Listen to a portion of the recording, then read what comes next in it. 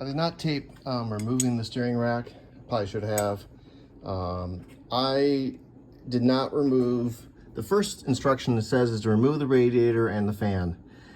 You do not need to do that to get the rack out. However, the reason they have you doing that is because that's how you get the compression tool, is to compress the bushings later on evenly. I used some vice grips. It got pretty good, but I have a cooling project coming up, so I didn't want to mess with this. So I left the radiator and fan installed. I jacked the car up. I got a hold of the tie rod ends, undid the nut at the bottom. I attached this over it and tightened it up until it snapped loose. It's a tapered end. You can do not beat it with a hammer. Just borrow one of these. You can get them at the tool stores for free as a part rental. Do that on both sides with the car jacked up and the wheels off, and then undo the 4 bolts for the clamps that are right there. Undo the 4 bolts. You can remove the clamps and the brackets from above right here. Then the last thing I did is I removed my alternator, and then I removed the top bolt on the universal joint, and then I smacked the joint with a hammer and a crowbar until the rust broke free. Then that was it. And then you slide the rack out through the driver's side wheel. Just pull it slowly. If you have an assistant, might be a little bit easier, but it just slide right out and you're done. It takes about, you could probably have the rack out in less than 10 minutes. Now, when I removed this rack from the car, I had left this bolted on, so I'm gonna try and put it back in the way I found it. So I went ahead and secured this bolt down. This torque is about 15 to 20 foot-pounds. And remember, you'll need to remove this bolt in order to get the spline on inside the car.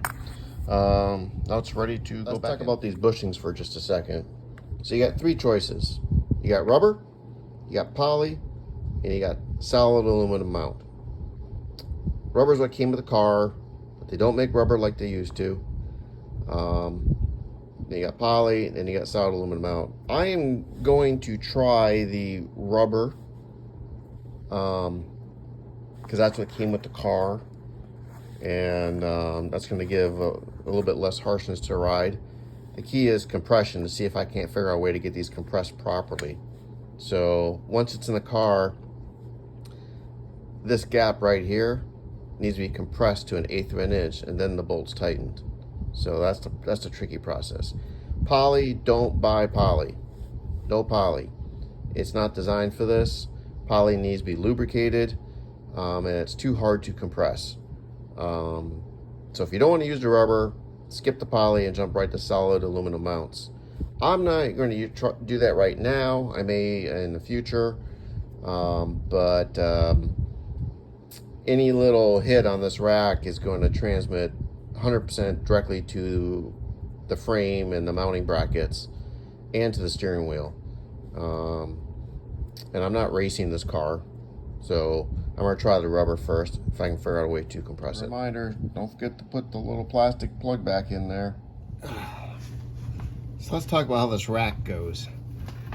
This rack is not self-centering. It's going to take some work to get there. So I have not installed the rack, but I did put the this thing in temporarily, so you can see how it works. It's gonna go in there like that. And you can see that bolt is in a U slot, so it can move front and back. For the rack to be installed properly, it needs to be on both ends. It needs to be on the outside like that, not the inside, the outside. All right, so that's where it's going to go, and then this plate locks it in place. And of course, this is all very tricky because you got big rubber bushing you have to push against. This sliding plate goes on like that. Okay, and this curved part goes to the inside, and it has to touch this bend in the frame. So if this is all the way to the left, it's gonna go down, okay? And then this plate is gonna go up until it touches. Now the part of the manual says if you can't do this, then you need to shave the plate. And what it's talking about is you remove the plate and you notch with a file these slots just a little bit more. That way when it slides up, this touches this. Mine appears to be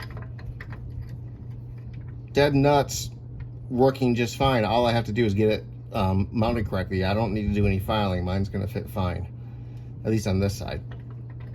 And what you're gonna start with, the first one you're gonna tighten up is gonna be the one with the hole here, because that gives you some leverage. And then we gotta figure out how we're gonna compress it down. See these a little bit closer. So on both sides, they need to get pushed to the outside towards the tires, okay? And then these things go on with new nylon nuts. I can get it on.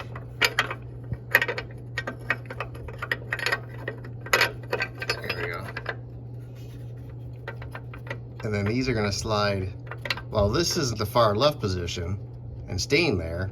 This is gonna slide up the opposite direction until it mates with this. And then you're gonna tighten it down. But if you got solid mount aluminum, it's the same process. You gotta do the same thing. If you got the rubber bushings, you're gonna have to get them compressed with a tool that doesn't exist. But I'm gonna set the rack in place and see how it fits. I just covered up a few things to help protect it from scratching up. Now this is going to go in through the driver's side, and you're going to feed it through that hole right there to the other side. And it's good to center the rack, like I watched my other video about centering the rack, but I have it marked so I can find it later. But right now my rack is marked, and I'm going to get it pushed through there and set in place. Now. See, the right bracket went in pretty easy from the underside. This one I was having a little more difficulty with. So I'm going to put it on from the top side, feeding it past the fan here. I don't think it's that big a deal. Just want to make sure this thing gets over the rubber part so it can get in there just right. All right, that's pretty good actually.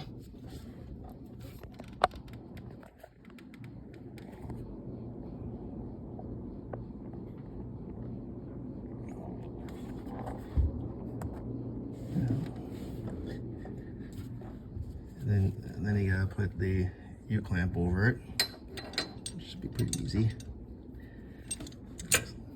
Yeah, looks like it'll button up right in those holes, so it ain't too much trouble. So both the brackets are on now and seated properly in place. Now it's time to start the installation process. It looks okay. It fit through pretty easily. It went easier with two people. I didn't even take this tire off, but I did take the driver's tire off. I've got a pair of welder's clamps, and I have just attached it to the clamp to compress it a little bit on that side. And I was wrong. You shouldn't do the front bolts first. We should do the rear bolts first. So what are we trying to do here? We're trying to get this gap A, which is between the flange on the rack and the clamp, to be 1/8 of an inch. And then once it's at 1/8 of an inch, then you clamp it down to, what is it, 15 to 20 foot-pounds, I believe it is. Remember, you're clamping on rubber, so you're not clamping down very hard. 11 to 16 pounds. 11 to 16 pounds, okay?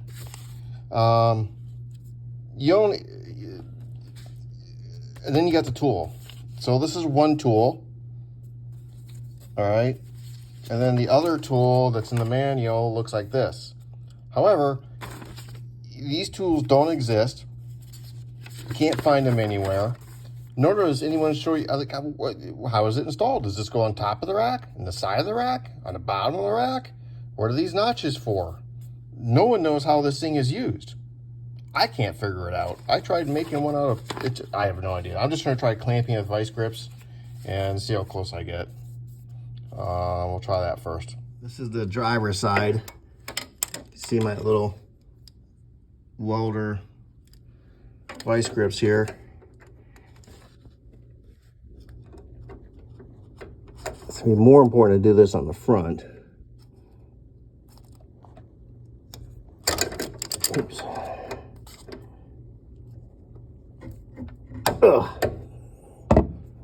Here we go. You get the idea. I need to tighten up a little bit more, but that's it. And then we're tightening those rear bolts best I can. Remove the vice grips, move them to the other side. See, here's the one clamp. Had to lower it a little bit, but you can see that rear bolt is on the outside now, and the gap is on the left. So that's good. And this bolt is on the outside now. You see the clamp right there. So these are in good place to do the first bracket attachment. Next, you're going to take your new lock washers, and you're going to get all 4 of them started and get them on there. Tighten them up, but keep them loose. They're not too bad to get on. This one here, you got to use your 4th and 5th hand because this radiator pipe for me is in the way. But I was able to get it on by putting my fingers on both sides of the radiator pipe, and anyways, I got on.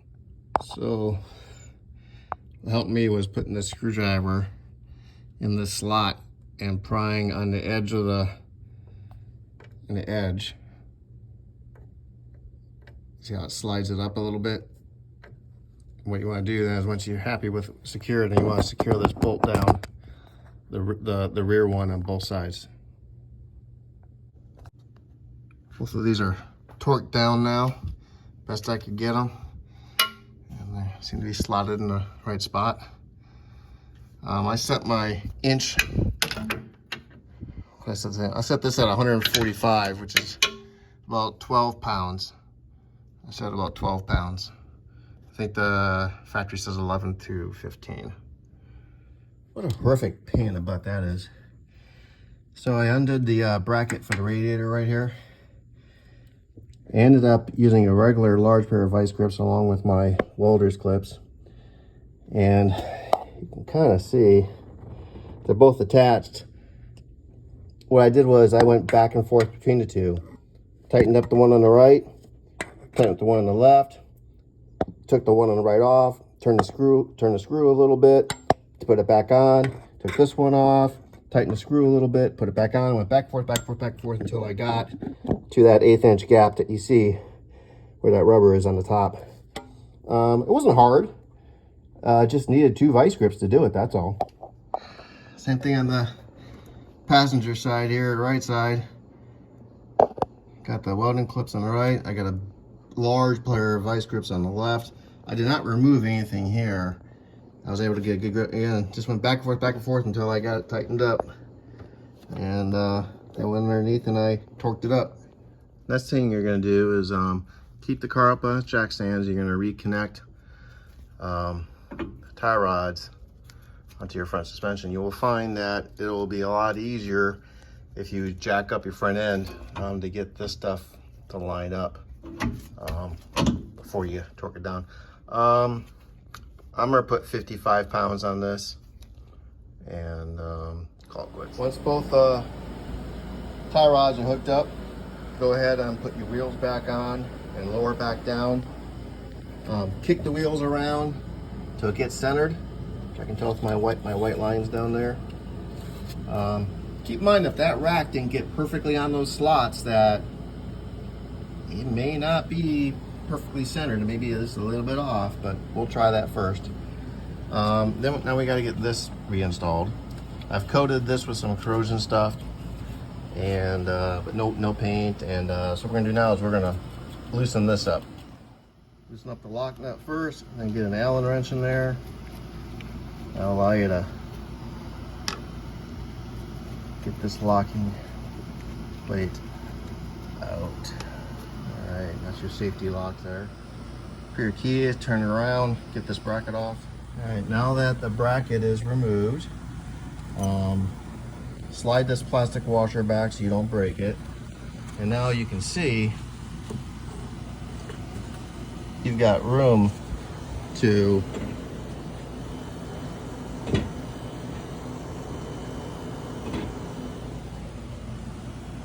you got room now to get that thing slid into the spline down there. Probably gonna take 2 people to do this, just kind of keep that in mind. Next, remove the bolt. Actually, I don't think you have to remove it on this one, but I'm gonna remove it anyways. And then with the steering wheel centered, by centered, this is gonna be straight down, and your other ones will be kind of horizontal. This is where having an assistant will help out. And make a mental note that when you pull this out, your horn thing will probably fall out. I really didn't think about that, so I'll have to take this off, put this back in. This is a pain for sure. You can see my old tick mark from when I took it apart. I'll make sure that's pointing up. Then you see this flat spot right here. You want to make sure that it's pointing towards that bolt hole. That's your and then you have to kind of work it in best you can. It's not that easy because you can't twist on the steering wheel because it's just going to mess things up. All you can do is push on it. I got it. Once you can get this bolt in smoothly, it should be within that safety zone. You should be able to tighten it. So you want to keep working this thing down until the end of that flat spot and spline is right at the edge, right here. And what you want to do is, before you check anything, you want to make sure that this thing has room to sit in here. And when I got done, it looked done, but it was sitting like this on top of this flange here. So this had to go down like another 1/8 of an inch. So just keep that in mind. You gotta keep working this down until you get enough clearance here. Tighten this to about 20 foot-pounds, and then slide that plastic washer back up to the top. For right now, install this upside down so you can get the nuts started like this, and then turn it around, and you can kind of get it set in place. Oh, well, the nut fell out, but anyways, you get the idea. Get these 2 bolts snug. Get your steering wheel turned back around. And then you're going to get this tight, and then you're going to put the lock washer on it. Make sure everything's nice and snug here. And next, I'm going to put the radiator bracket, secure that back down, and put my alternator back in. For goodness sakes, don't forget to put this ground line back on the top of this rack nut. God forbid you leave that out. Just completed my test drive. Everything's working, everything's tight. First thing I did was my column, my bushing upgrade, which is another video. I replaced this coupler. So all that worked out good. And now I got new bushings down there and the rack rebuilt. Very quiet, turns, centers very quickly. Very good. It's not super firm, because I still have rubber bushings, but it ain't bad. When I do my cooling project and I remove the radiator and the fan and convert to electric fan, I'm probably going to, at that point, then push those bushings again and retorque that rack down. But overall, steering response is much better. It's much quieter, and it feels a lot better going down the road too. There's a lot. It's more firmer and a lot less vibration. So I'm really happy with that. Only thing I got to do is fix my horn, which I still haven't done yet. But other than that, test drive was great. No problems. Don't forget to torque your wheels. Don't leave the garage without tight wheels. Good luck.